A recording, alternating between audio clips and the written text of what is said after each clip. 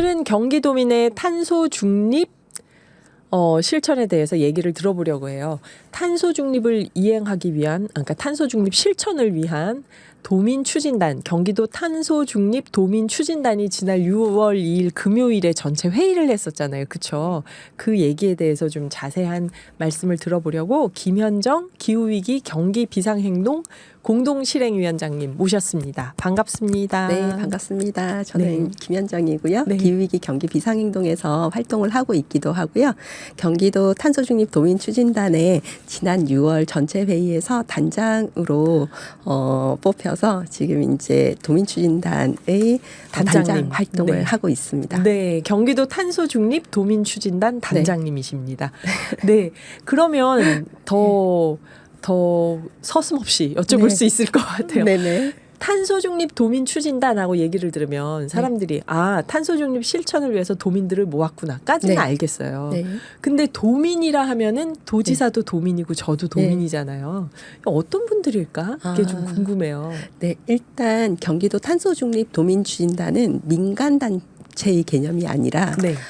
경기도 탄소중립 녹색성장 기본 조례라는 것이 있습니다. 네네. 그래서 이 조례에 따라서 만들어진 조직이고요. 여기에는 총 320명의 경기도민들로 구성이 되어 있고 네.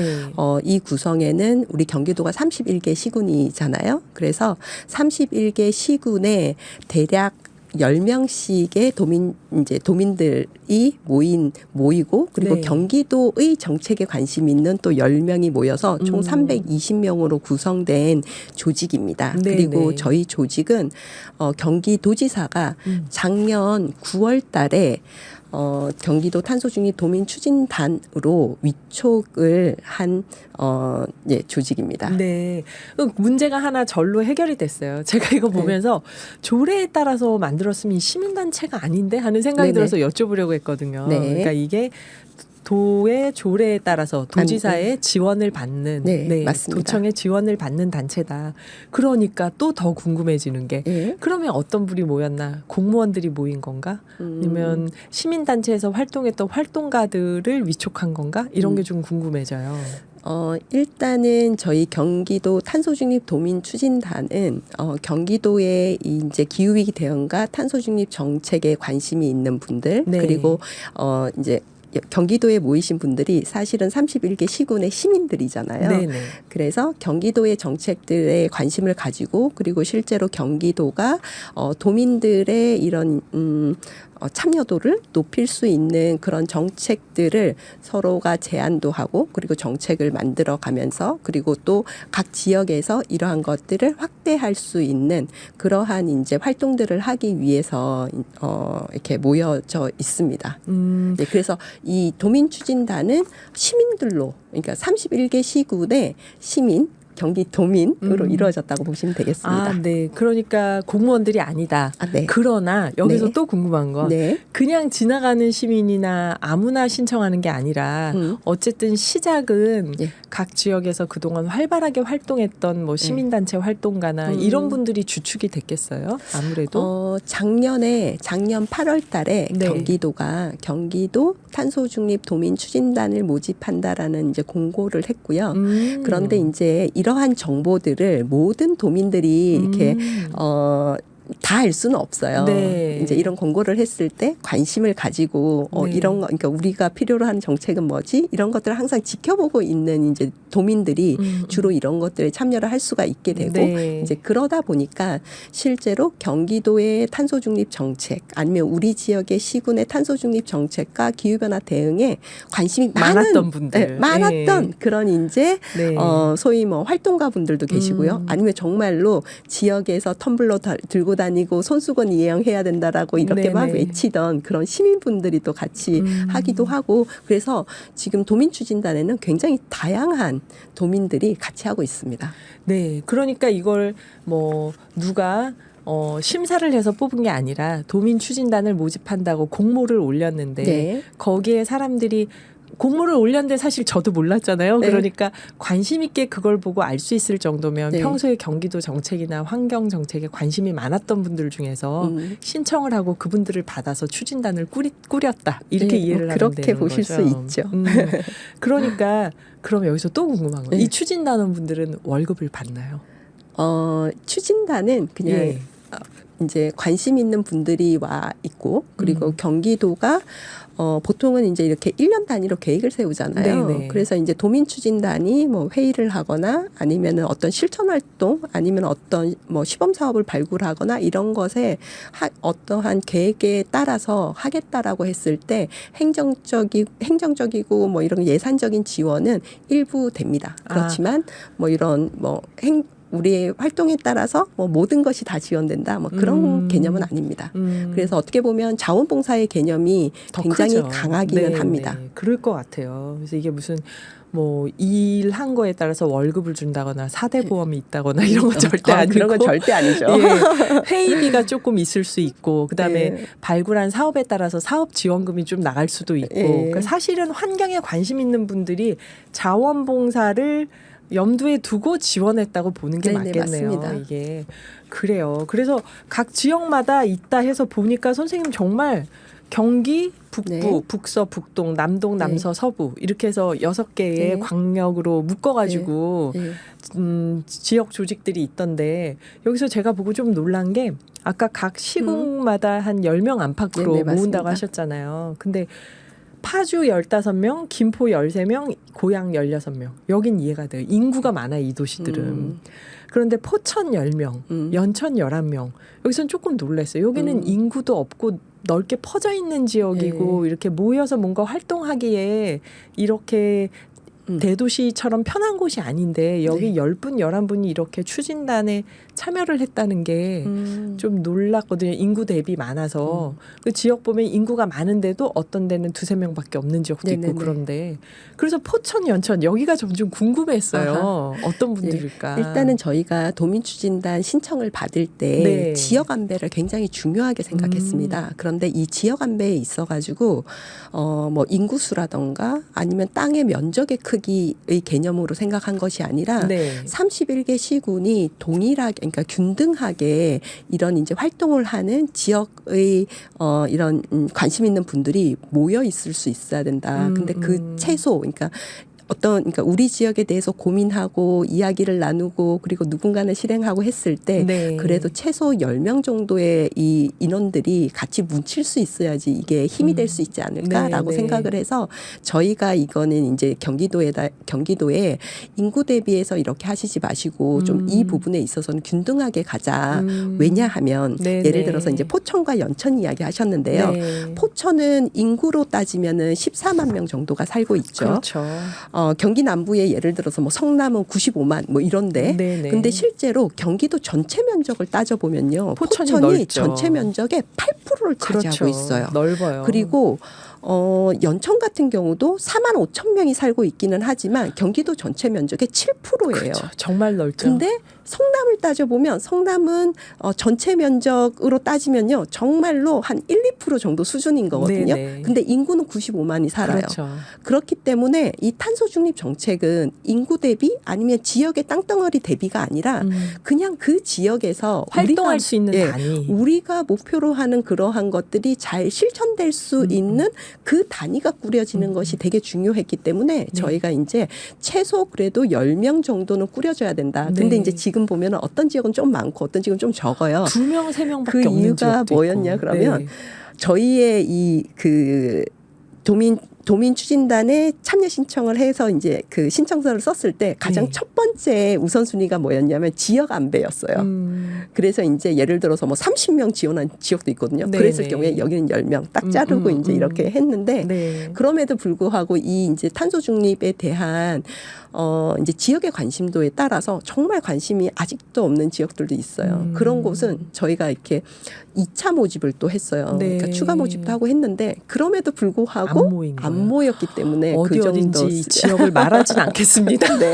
그래서 작은 네. 그러니까 인원이 적은 지역들은 그 이유 때문에 사실 인원이 적습니다. 네. 그래서 지금 1기가 진행이 되고 있고 이제 내년에 다시 2기를 뽑거든요. 네. 그러면 그때는 정말 그러니까 1기가 활동했던 이러한 것들이 지역에 좀 골고루 확산되어서 네. 그러한 지역들도 이제 평균 한 10명 정도 수준에서는 다 이렇게 모집이 될 수 있으면 좋겠다 생각을 하고 있습니다. 이거 정말 의지를 갖고 참여하신 분들인데 우리 방송에 다 한 번씩 나오셨으면 좋겠네요. 그쵸. 어떤 분들인지도 꼭 기회를 궁금하고, 만들어 주십시오. 네. 네. 어떤 분들인지도 궁금하고, 그리고 혹시 그만두겠다는 분 있으면 제가 좀 대신 들어가고. 환영합니다. 농담이지. 너무 좋습니다. 네. 그래서 여기 보니까 선생님 그러면은 말씀 중에 얘기가 나는데 1기를 이제 다 모집했으니까 네, 네. 이 활동이 끝나고 2기를 또 다음에 모집하는 거죠. 내년에. 내년 8월입니다. 내년 8월이요. 네. 지금 나 미처 신청 못했어. 이제부터는 신청해도 안 되나요? 하시는 분들은 내년 8월에 네. 2기 도민 추진단 모집할 때 꼭 신청하시기 바라고요. 지금은 일단 이분들로 1년 활동을 맞습니다. 하시는 거죠. 네.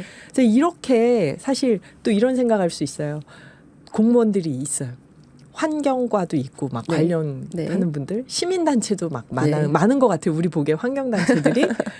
그리고 이거 전공하신 선생님들이나 학자들이나 네. 전문가들도 막 많이 네, 맞습니다. 보여요. 그런데 도민추진단이라는 건 또 왜 만든 거죠? 하는 질문을 또 할 수 있을 것 같아요. 네네. 만드신 취지나 뭐 하려는 활동이나 이런 거 좀 얘기해 주시면 어떨까요? 예, 일단 아마도 그러면 경기도 탄소중립 도민추진단은 네. 무엇을 하기 위해서 만들어졌어? 구체적 네. 활동은 뭐인 거야? 네, 라는 네. 이제 질문일 것 같아요. 저희가 지난 9월에 만들어지긴 했는데 그동안 경기도의 사정으로 아직까지 이제 도민추진단이 많은 일을 하지는 못했는데요. 네. 저희가 이제 하고자 하는 주요한 활동은 경기도 탄소중립 기본계획 등과 관련돼서 이런 이제 탄소중립과 관련 정책들이 수립이 될 때 네. 이제 수립과 그다음에 이것들이 실행이 될 때 경기도민들의 의견을 좀 최대한 수렴할 수 있는 그러한 이제 좀 창구가 되었으면 좋겠다. 그리고 이제 이런 이제 기본 계획이라든가 정책 수립의 단계에서 보면 네. 도민들의 아니면은 시민들의 이제 의견과 그리고 수기 과정을 거치게 최근 들어서는 많이 가고 있잖아요. 수기 과정. 네, 네. 그래서 이러한 수기 과정에서 저희가 참여를 하고 그리고 이제 이러한 단계로 만들어진 정책들에 있어서는 탄소 중립의 주요한 사업 이행에 대한 모니터링과 그리고 기초 지자체가 그러면 이러한 것들을 같이 하고 있는지들을 계속 체크를 하면서 네. 예를 들어서 경기도는 어떤 정책을 가지고 이걸 계속 가려고 하는데 31개 시군이 같이 움직여주지 않으면 사실 경기도가 가지고 있는 정책의 목표를 달성하기가 어렵습니다. 네네. 그래서 31개 시군에 살고 계시는 우리 도민추진단이 시군의 이런 지역 네트워크들을 만들고 그리고 우리 지역에도 이러한 것들이 필요하다라는 그러한 이제 공론화와 확산 그리고 그것들을 통해서 지역에서도 경기도가 가지고 가는 이런 정책들을 같이 실행될 수 있게끔 좀 견인하는 그런 활동들을 해보자라고 지금 계속 의견을 모으고 그리고 그런 활동을 하기 위해서 준비를 하고 있습니다. 선생님 말씀 중에 수기라는 말씀을 들으니까 네. 단어를 들으니까 팍 이해가 돼요. 그러니까 우리가 네네. 민주주의를 네, 맞습니다. 다수결 표결로 해도 이게 네. 다 해결이 안 되고 네. 1인 1표라고 하지만 모든 도민들이 모여가지고 다 만민공동회를 저희가 연다고 했지만 모든 도민들이 한마디씩 다 하면서 정책을 결정할 수도 없는 거고 네네.